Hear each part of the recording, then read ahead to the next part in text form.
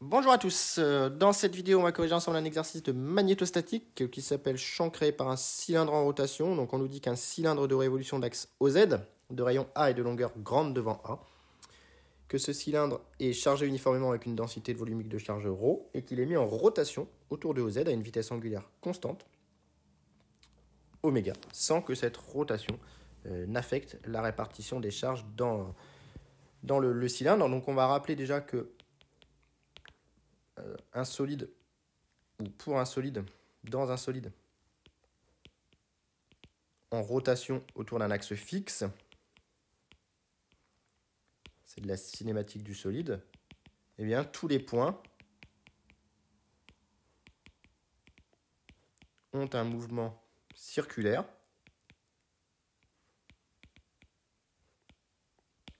à la vitesse V égale RI oméga E θ I, où RI est la distance ici à l'axe de rotation. Donc si je prends un point moi, quelconque du cylindre, ici MI par exemple, eh bien je vais dans les coordonnées cylindriques réaliser son projeté orthogonal, ce qui me donne RI, et donc le point va avoir un mouvement circulaire ici selon Eθ autour de l'axe OZ.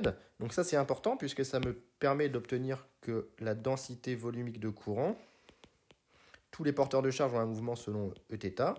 Donc je peux en déduire la densité volumique de courant dans mon cylindre, qui est que J est égal à ρ fois V, et donc qui est égal ici à ρ fois R oméga selon Eθ.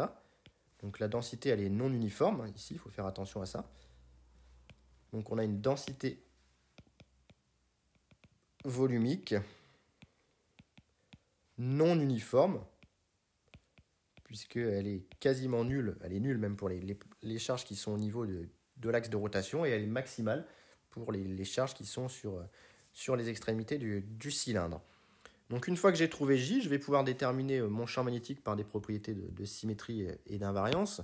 Donc je vais prendre un point M n'importe où dans l'espace, et donc je vais tout simplement travailler en coordonnées cylindriques, ER, Eθ, EZ. J'ai que ici, au vu de la distribution des courants, J qui est selon Eθ, eh bien, on peut en déduire que MER Eθ est un plan de symétrie des courants.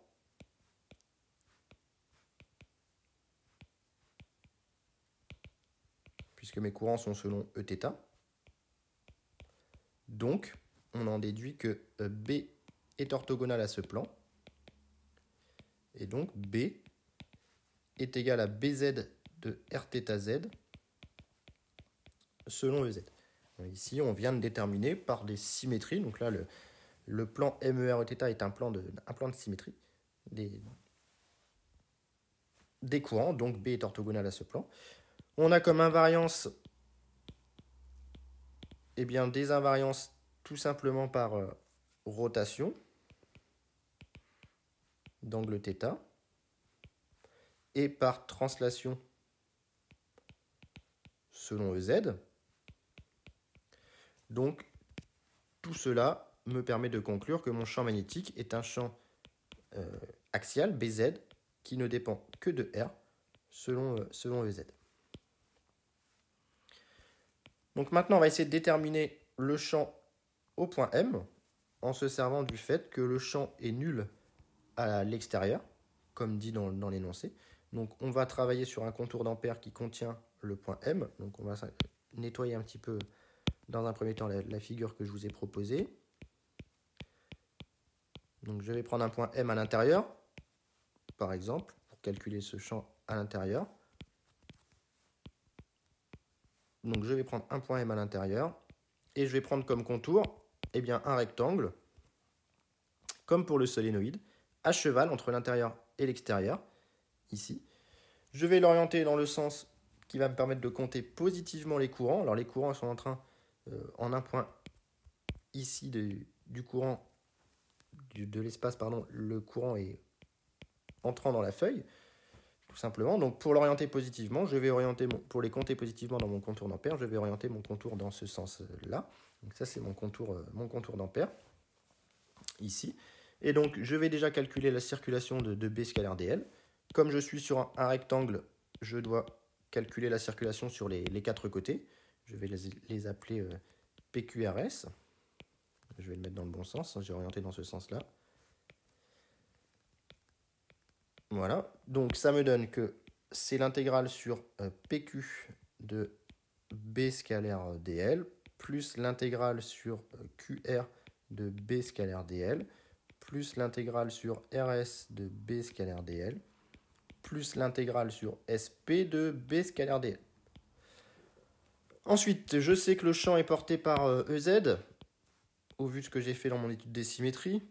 Donc forcément, au niveau de l'intégrale sur les chemins QR et SP, le produit scalaire va être nul. Je sais que B est nul à l'extérieur. Donc comme B est nul à l'extérieur, l'intégrale sur RS me donne également 0. Donc il me reste uniquement l'intégrale sur PQ.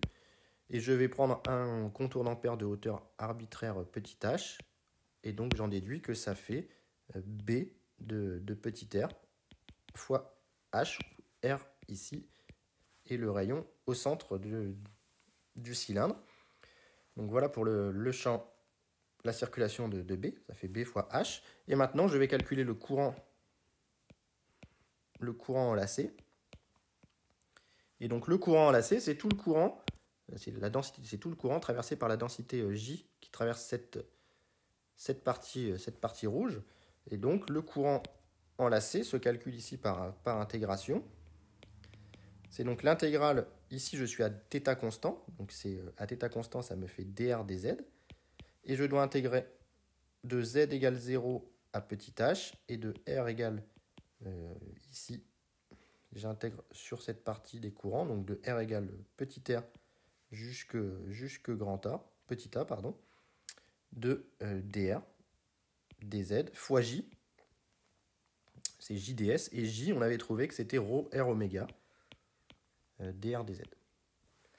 Donc ça ne dépend pas de z, donc ça me fait directement ρ oméga h, et j'ai l'intégrale entre petit r et a de rdr, et donc ça me fait ρ oméga h, facteur de a carré moins r carré, divisé par 2. Voilà, donc on obtient cela. Et donc on en déduit que B de R fois H est égal à ρ oméga H, facteur de A carré moins R carré sur 2. Les H se simplifient, il ne faut pas oublier le mu0, erreur classique. Et donc B de M est égal à mu0 ρ oméga sur 2, facteur de A carré moins R carré, selon EZ. Donc voilà ce que j'obtiens. On a que le champ est maximal en R égale 0 et qu'il est bien nul à la frontière quand R vaut A. Donc on aura bien la continuité de B au traversé d'une nappe volumique. Donc voilà pour cet exercice de détermination du champ magnétostatique créé par un cylindre en rotation. Ce n'est pas un exercice si facile, il faut le faire proprement. Donc j'espère que ma correction était claire et s'il y a des questions, mettez-les en commentaire.